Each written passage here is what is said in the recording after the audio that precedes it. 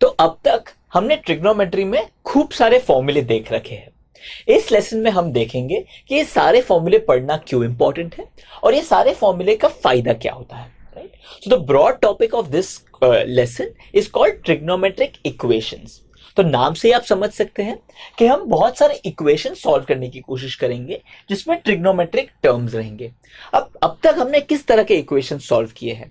हमने कुछ इस तरह के इक्वेशन सॉल्व किए हैं जिसमें हमारा वेरिएबल होता है x और हमें उन वैल्यूज को ढूंढना पड़ता है जिसके लिए इक्वेशन सेटिस्फाइड होता है।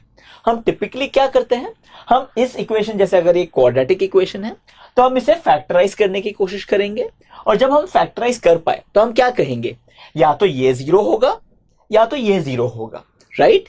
तब या तो मतलब x-2 होगा या तो x-1 होगा, विच मीन्स कि हमने इस इक्वेशन के कुछ सॉल्यूशंस ला लिए हैं x के वैल्यूज के लिए।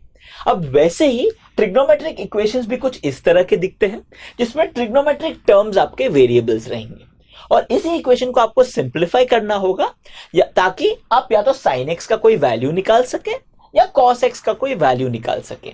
अब अगर sin x का कोई वैल्यू आएगा तो x क्या होगा, x होगा एक एंगल, विच मीन्स कि इस इक्वेशन को सॉल्व करने से हमें x की वो एंगल्स चाहिए जिसके लिए इक्वेशन वैलिड होगा। तो मैं चाहता हूं कि आप वीडियो अभी पॉज करें और जो भी आपने आइडेंटिटी सीखी है उससे आप इस इक्वेशन को सिंप्लीफाई करके सॉल्व करके मुझे x की एंगल की वैल्यू निकाल के बताएं।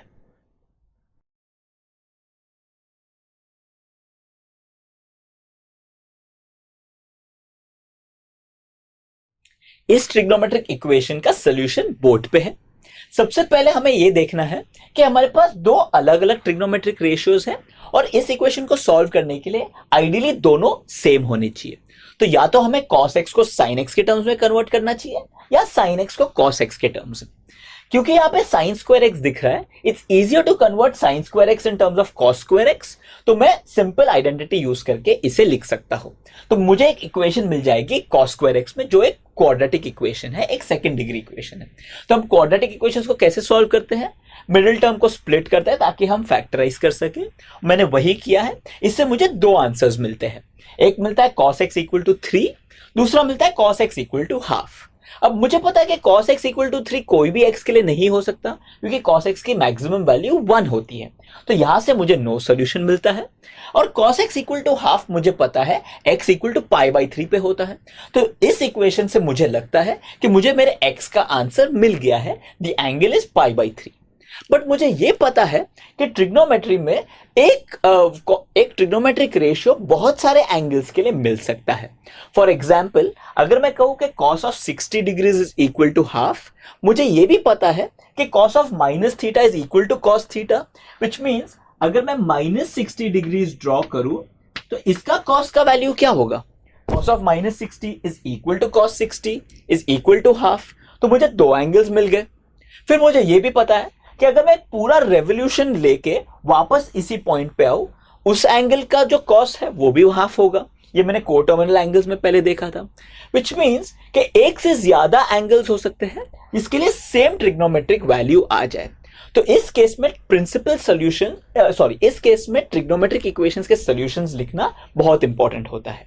अब ये सॉल्यूशंस टिपिकली दो टाइप्स के होते हैं, एक होता है प्रिंसिपल सॉल्यूशंस और दूसरा होता है जनरल सॉल्यूशंस। एक प्रिंसिपल सॉल्यूशन एक ट्रिग्नोमेट्रिक इक्वेशन का वो होता है जो एंगल हमेशा 0 से 2π के बीच में ही हो, विच मीन्स के एंगल को पहले रेवोल्यूशन में ही होना होगा और पॉजिटिव भी होना होगा।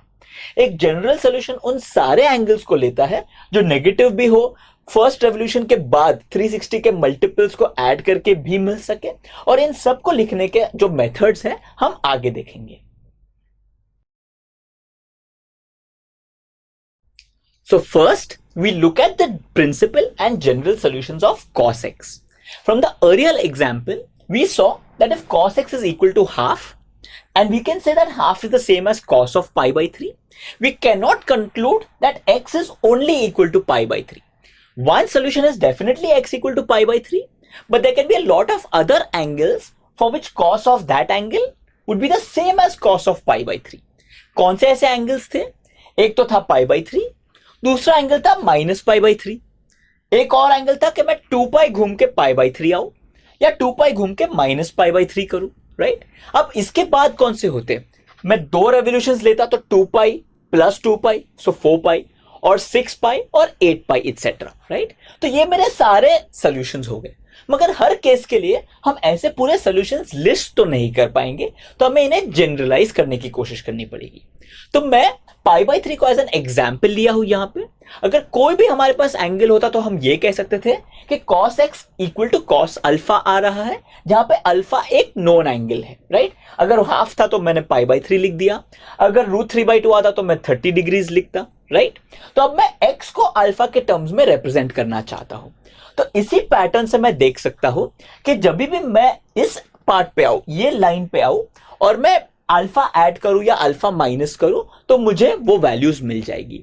अब ये लाइन क्या है, सबसे पहले है 0, एक रेवोल्यूशन लेके 2 पाई, 2 रेवोल्यूशंस लेके 4 पाई इट्सेट्रा। तो n रेवोल्यूशंस अगर मैं लूं तो मैं 2n पाई या n इंटू 2 पाई एंगल घूमने वाला हूं। यहां पे आने के बाद मैं एंगल अल्फा ऐड करूं या सब्ट्रैक्ट करूं, दोनों के लिए ही cos of x will be equal to cos alpha. तो अगर cos x equal to cos alpha है, x will be nothing but 2n pi plus minus alpha, where n is any integer। तो इससे मुझे नेगेटिव एंगल्स, पॉजिटिव एंगल्स और सारे revolutions complete करके सारे ही एंगल्स मिल जाएंगे। So this is the general solution of cos x whenever cos x is equal to cos alpha। अब हमने देखा था कि प्रिंसिपल सॉल्यूशंस हमेशा 0 से 2 पाई के बीच में होने चाहिए।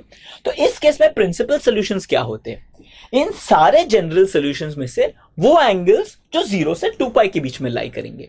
तो सबसे पहले हम देखेंगे कि पाई बाई 3 से सेटिस्फाई करता है, माइनस पाई बाई 3 नेगेटिव है तो नहीं चलेगा, 2 pi plus pi by 3 is bigger than 2 पाई, मगर 2 पाई माइनस पाई बाई 3 2 पाई से कम है। तो ऐसे हम प्रिंसिपल सॉल्यूशंस ढूंढ निकाल सकते हैं जब भी हमें जनरल सॉल्यूशंस पता होता है। So this is the data for the principal and general solutions of cos x। अब हम sin x के प्रिंसिपल और जनरल सॉल्यूशंस देखेंगे, और ये थोड़ा ट्रिकी है, तो पे केयरफुल अटेंशन, राइट। हम cos का ही फॉर्मेट यूज करेंगे। सबसे पहले हमने एक इक्वेशन सॉल्व कर लिया और हमें मिला sin x equal to sin alpha.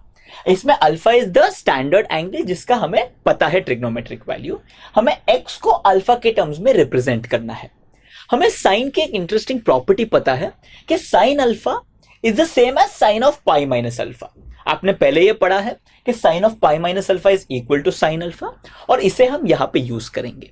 इसका मतलब ये है कि sin x is equal to sin alpha और sin x is equal to sin of pi minus alpha.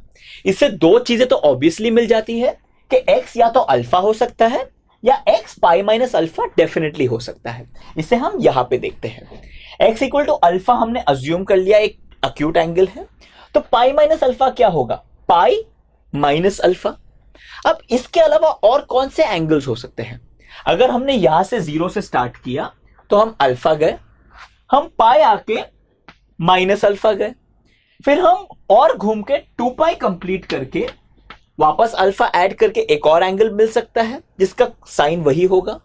हम 2 पाई से ऐड करके अगर 3 पाई जाएंगे तो वापस माइनस अल्फा करके एक और एंगल ला पाएंगे, और ऐसे ढेर सारे रेवोल्यूशंस के लिए हमें एंगल्स मिलते जाएंगे।